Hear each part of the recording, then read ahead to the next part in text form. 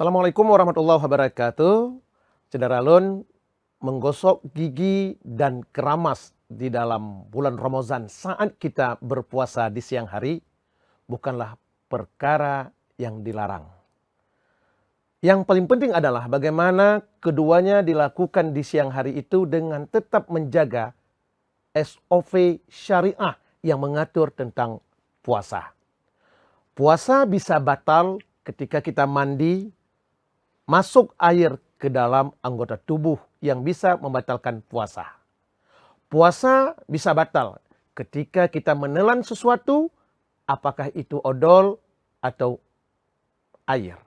Maka selama kita mampu menjaga keduanya, tidak masuk sesuatu ke dalam anggota atau rongga tubuh kita, kemudian tidak mencederai pahala puasa, maka menggosok gigi pada siang hari dan keramas pada siang hari sesuatu yang dibenarkan.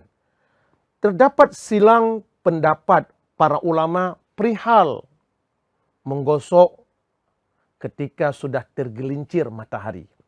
Sebahagian ulama membolehkan menggosok gigi sampai dengan terbenamnya mentari.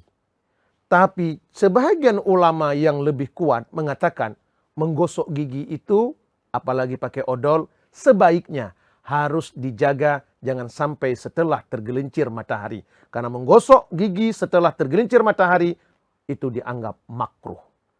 Rasulullah justru mengajarkan kita agar menjaga Ramadan itu kendati dengan pahit dan busuknya bau mulut kita. Karena bau mulut orang-orang yang berpuasa itu kelak akan menjadi aroma menarik nanti di dalam surga Jannatul Ma'wah.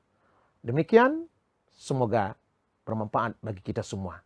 Assalamualaikum warahmatullahi wabarakatuh.